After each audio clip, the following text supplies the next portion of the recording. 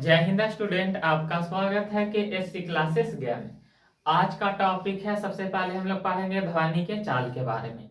उसके बाद पढ़ेंगे ध्वनि पर दाब का प्रभाव, ताप का प्रभाव और आर्द्रता के प्रभाव। और उसके बाद अगला टॉपिक है ध्वनि के लक्षण।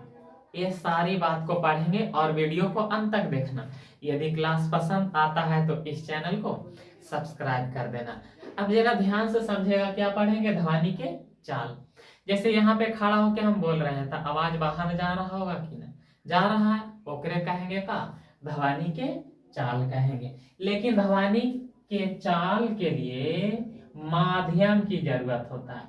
ध्वनि के चाल के लिए किसकी जरूरत होती है? तो माध्यम की जरूरत होती है। अब जरा माध्यम समझेगा कि माध्यम किसको कहते हैं। जैसे ये घर में पूरी तरह से गैस भरल है तो ये एक अलग माध्यम हो गया।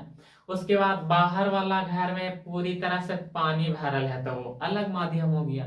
तो बताओ, ध्वनि को चलने के लिए किसकी जरूरत होता है? तो माध्यम। लेकिन माध्यम की जरूरत तो होता है, लेकिन ये माध्यम के घनत्व पर निर्भर करता है। कौन सी पर निर्भर करता है? तो माध्यम के घनत्व। अब समझेगा घनत्व किसको कहते हैं, ध्यान से समझेगा घनत्व किसको कहते हैं। कम जगह में ज्यादा वस्तु को रख देंगे वो क्या कहलाएगा? घनत्व। जैसे इस घर में रहने का जगह है 10 आदमी के, लेकिन इस घर में 50 आदमी को रख दिए, तब बताओ कम जगह में ज्यादा आदमी है कि नहीं? वो क्या कहलाएगा? घनत्व कहलाएगा। उसके बाद अगला पॉइंट याद रखना, प्रत्यास्था। क्या बाबू? प्रत्यास्था। अगला का बात याद रखना है, प्रत्यास्था। प्रत्यास्था समझेगा, जिसे रबड़ देखा है, रबड़वा को खींच देते हैं तो खींचा जाता है, और छोड़ मतलब बाल हटा देते हैं तो जैसन था वैसन हो जाता है। ओकरे क्या कहते हैं? प्रत्यास्था। अब यहाँ से सवाल क्या याद रखना है, ध्वनि किस पर निर्भर करता है? ध्वनि के चाल किस पर निर्भर करता है? तो माध्यम पर। लेकिन माध्यम में भी किस पर निर्भर करता है? तो घनत्व पर और प्रत्यास्था। घनत्व समझा दिए, कम जगह में ज्यादा वस्तु को रख देंगे वो घनत्व कहलाएगा। प्रत्यास्था किसको कहेंगे? खींचेंगे और छोड़ देंगे तो जैसा था वैसने हो जाएगा, वो क्या कहलाएगा? प्रत्यास्था। जरा देखना, देखो इसको खींचे तो लंबा हो गया और छोड़ दिए तो जैसा था वैसन हो गया ना, एकरा क्या कहेंगे? प्रत्यास्था। प्रत्यास्था का सबसे बढ़िया एग्जांपल है रबड़। रबड़ को खींचेगा, खींचा जाएगा, और छोड़ देगा वो जैसा था वैसा ही हो जाएगा। यहाँ तक बातें क्लियर है या ना? अब यहाँ से एक बात और याद रखना कि निर्वात में ध्वनि नहीं चल सकता है। मतलब निर्वात में ध्वनि चल सकता है तो निर्वात में ध्वनि नहीं चलेगा। निर्वात में अगर तुम खड़ा होकर खाली बोलेगा तो सामने वाला सुन पाएगा? नहीं सुन पाएगा, खाली तुम्हारा मुंह को देखेगा, ऊपर नीचे होते रहेगा। तो बताओ, ध्वनि निर्वात में चलता है? तो नहीं। यहाँ तक बातें क्लियर हुआ? आप जरा ध्यान से सुनेगा, ध्वनि की चाल वायु में कितना होता है, ये सवाल आपके एग्जाम में पूछा गया है। अब उसके बाद एक और याद रखना कि ध्वनि की चाल जल में कितना होता है। तो ध्वनि की चाल वायु में होता है 382 मीटर प्रति सेकेंड। 382 नहीं, 332 मीटर प्रति सेकेंड होता है। कितना होता है? ध्वनि की चाल वायु में कितना होता है? तो 332 मीटर प्रति सेकेंड। उसके बाद जल में याद रखना 1483 मीटर प्रति सेकेंड। वायु में ध्वनि की चाल 332 मीटर प्रति सेकेंड, और उसके बाद जल में ध्वनि की चाल कितना होता है? तो 1483 मीटर प्रति सेकेंड। अब यहाँ से एक बात याद रखना, ई बना दिए हम एगो का घर, इसको दो कैटेगरी में बांट दिए। इसमें पूरी तरह से हवा है, इसमें पूरी तरह से क्या है बाबू? हवा। और एकरा में पूरी तरह से पानी भर दिए, इसमें पूरी तरह से क्या भर दिए हैं? इसमें पूरी तरह से पानी। तो बताओ, ये तो अलग माध्यम होगा और ये अलग माध्यम होगा। अब यहां से हम गुजारेंगे किसको? ध्वनि को। यहां से किसको गुजारेंगे? तो ध्वनि को गुजारेंगे। तो ध्वनि को गुजारेंगे तो सबसे पहले एक माध्यम में जाएगा, फिर यहां से दूसरा माध्यम में जाएगा कि नहीं? जाएगा कि नहीं? तो यहां से एक बात याद रखना कि ध्वनि जब एक माध्यम से दूसरा माध्यम में जाएगा तो उसका चाल नहीं, उसका चाल बदल जाएगा, उसका चाल का होगा बदल जाएगा। उसके बाद उसका तरंग दैर्घ्य का हो जाएगा तो बदल जाएगा। ये दोनों का हो जाएगा तो ये दोनों बदल जाएगा, लेकिन इसका आवृत्ति बदलेगा तो आवृत्ति नहीं बदलेगा। ये वाला पॉइंट जरूर याद रखना है कि जब ध्वनि एक माध्यम से दूसरा माध्यम में जाएगा तो चाल और तरंग दैर्घ्य बदलेगा, नहीं बदलेगा। आवृत्ति देखो, चाल और तरंग दैर्घ्य बदल जाएगा और आवृत्ति नहीं बदलेगा। चाल तो समझता है, तरंग दैर्घ्य समझाते हैं किसको कहते हैं। जैसे यहाँ पे ये राशि बांधल है और राशिया को पकड़ के झटका देंगे तो ये राशिया ऊपर नीचे ऐसे जाएगा कि नहीं।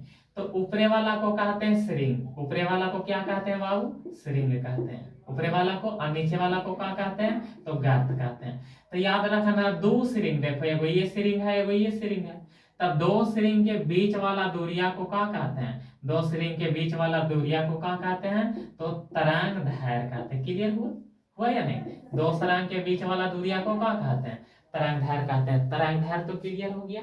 आप समझेगा आवृत्ति किसको कहते हैं, आवृत्ति किसको कहते हैं ये जरा ध्यान से समझेगा। एक सेकेंड में कोई वस्तु जितना कंपन करेगा उसको क्या कहेंगे, आवृत्ति कहते हैं। जैसे तुम लोग तो नाचा होगा जरूर, तो एक सेकेंड में जितना कमर डोला दिया वही क्या कहलाएगा, आवृत्ति कहलाएगा। क्लियर हुआ, एक सेकेंड में कोई वस्तु जितना हिलेगा कंपन करेगा वो क्या कहलाएगा तो आवृत्ति कहलाएगा। इतना बात है क्लियर। अभी तुरंत बताएं ध्वनि निर्वात में चल सकता है तो नहीं चल सकता। ध्वनि को चलने के लिए कौची की जरूरत होता है तो माध्यम की जरूरत होता है। क्लियर बताओ। उसके बाद माध्यम में भी किस पर वो निर्भर करता है तो प्रत्यास्था पर और घनत्व पर निर्भर करता है। वायु में ध्वनि की चाल कितना होता है तो 332 मीटर प्रति सेकंड, और जल में ध्वनि की चाल कितना होता है बाबू तो 1483 मीटर प्रति सेकंड होता है। यहाँ तक बातें क्लियर हुआ या नहीं।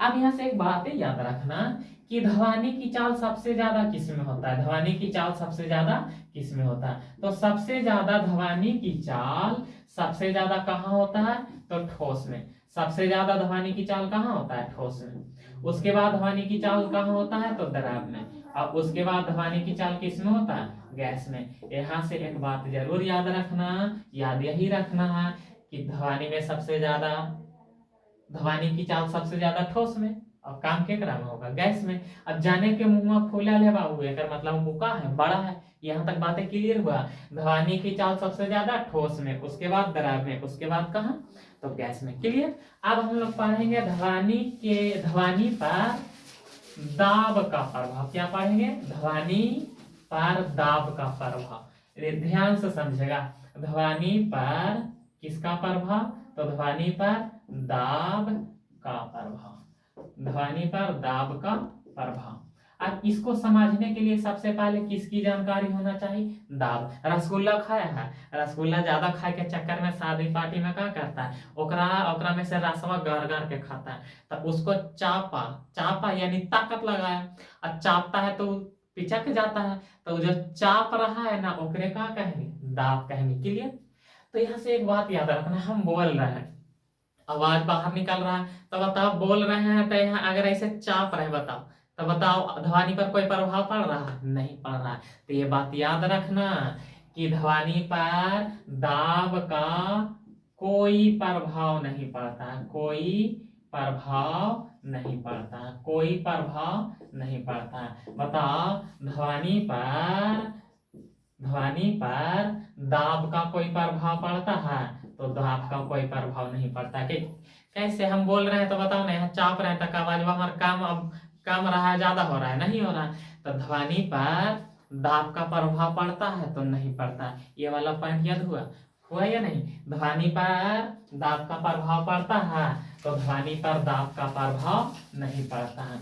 अब उसके बाद हम लोग पढ़ेंगे ध्वनि पर ताप का प्रभाव। किसका प्रभाव तो ध्वनि पर ताप का प्रभाव। ताप मतलब कोई पदार्थ को गर्म कर देगा तो वही क्या कहलाएगा ताप। ठंडा के मौसम में वातावरण ठंडा होता है, गर्मी के मौसम में गर्म होता है। तो यहाँ से याद रखना, यदि ताप को तुम बढ़ा देगा, ताप को क्या कर देगा, बढ़ा देगा, तो उस कंडीशन में ध्वनि की चाल भी का हो जाएगा बाबू, तो ध्वनि के चाल भी बढ़ जाएगा। क्लियर?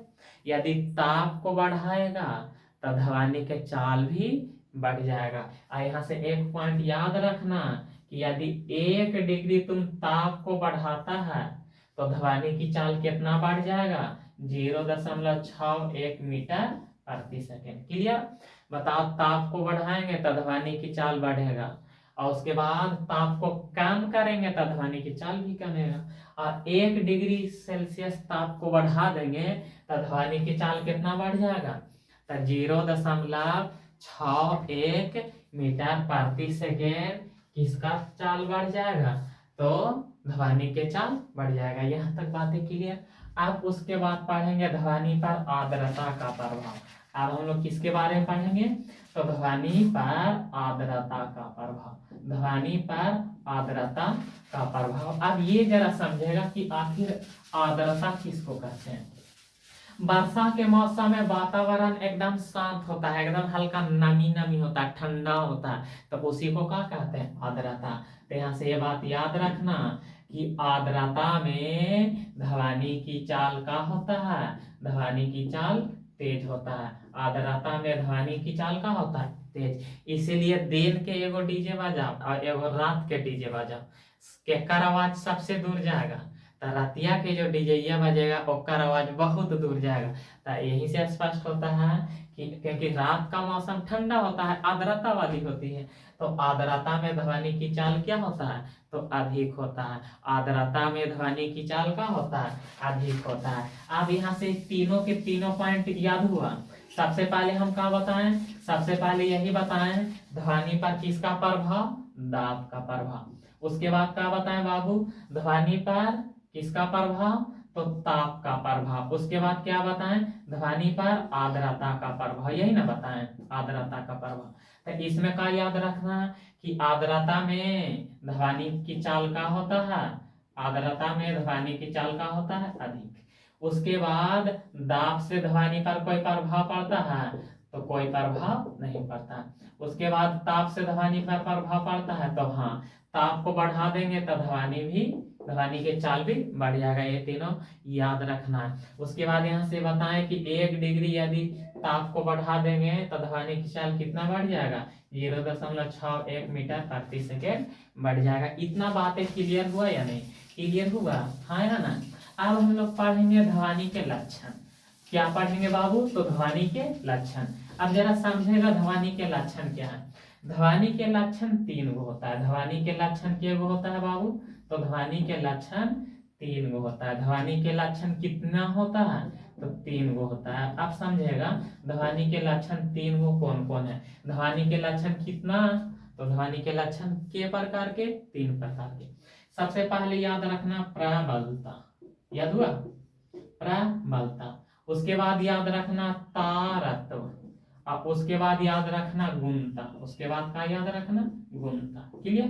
तो बताओ ध्वनि के लक्षण के गो, तो ध्वनि के लक्षण 3 गो। पहला क्या बताएं, प्रबलता, दूसरा तारत्व, तीसरा गुणता। अब समझेगा, प्रबलता के कारण ही ध्वनि तेज सुनाई देता है, और एक कारण ध्वनि मंद सुनाई देता है। मंद मतलब धीरे धीरे। ध्वनि तेज या ध्वनि धीरे धीरे सुनाई देता है किसके कारण, तो प्रबलता के कारण। क्लियर? याद हुआ, ध्वनि के लक्षण के गो, 3 गो। पहला प्रबलता, उसके बाद दूसरा तारत्व, तीसरा गुणता। तो ध्वनि कभी धीरे धीरे कभी तेज सुनाई देता है। रतिया के बात होता है ना, तो कभी कभी आवाज धीरे आता है, कभी कभी तेज आता है। तो केकरा पर निर्भर करता है, प्रबलता के कारण। और उसके बाद ध्यान से समझेगा, तारत्व मतलब ध्वनि का भी मोटा सुनाई देता है, पतला सुनाई देता है। ये किस पर निर्भर करता है, तो तारत्व।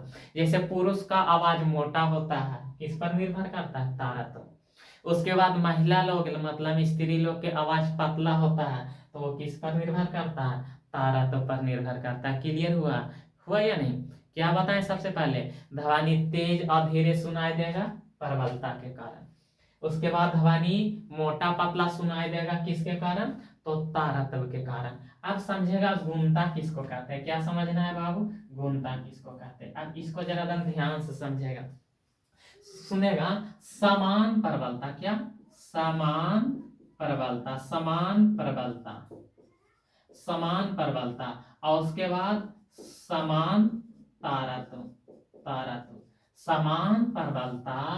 और जब ध्वनि में समान प्रबलता होगा, मतलब समान प्रबलता मतलब एकदम बराबर चाल से बोलेगा, और जब समान तारतम्य होगा मतलब या तो मोटा आवाज होगा या तो पतला आवाज होगा, उस कंडीशन में ध्वनि में क्या महसूस होता है? ध्वनि में अंतर दिखाई देता है। वो क्या लाएगा? गुणता। इसका एग्जाम्पल बताते हैं। जैसे शादी पार्टी में गया होगा तो क्या होता है, एगो लड़का एगो लड़की दोनों गाता है, दोनों गाना साथे गाएगा, और दोनों गाना साथे गाएगा तो आवाज तो साथ ही आएगा, लेकिन वहां पे फर्क पता चल जाता है कि एक आवाज में अंतर महसूस होता है ना, ओकरे का कहल जाए बाबू? गुणता कहल जाता है। लड़का वाला अलग आवाज होगा, लड़की वाला अलग आवाज होगा, तो उस आवाज में जो अंतर महसूस होता है ना, उसी को क्या कहते हैं? गुणता कहते हैं। क्लियर हुआ? बताओ, ध्वनि तेज या धीरे सुनाई देता है किसके कारण? तो प्रबलता के कारण। उसके बाद ध्वनि मोटा या पतला सुनाई देता है किसके कारण? तो प्रबलता के कारण। अब ध्वनि में अंतर किसके कारण महसूस होता है? तो ध्वनि में अंतर गुणता के कारण महसूस होता है। क्लियर हुआ? अब यहाँ से याद रखना एक बात याद रखना कि यदि आवृत्ति अधिक होगा, यदि आवृत्ति अधिक होगा, यदि ध्वनि के आवृत्ति अधिक होगा तो उसका तारतम्य भी क्या होगा? अधिक होगा। ध्वनि अधिक होगा तो तारतम्य भी क्या होगा? अधिक होगा। बताओ ध्वनि के लक्षण के? 3 क्लियर हुआ? ध्वनि तेज या धीरे सुनाई देगा प्रबलता के कारण, मोटा पतला सुनाई देगा तारतम्य के कारण, और उसके बाद ध्वनि में जो अंतर महसूस होता है वो किसके कारण? गुणता के कारण। बस रहने दिया जाए। यदि क्लास पसंद आता है तो इस चैनल को सब्सक्राइब कर दिया करो।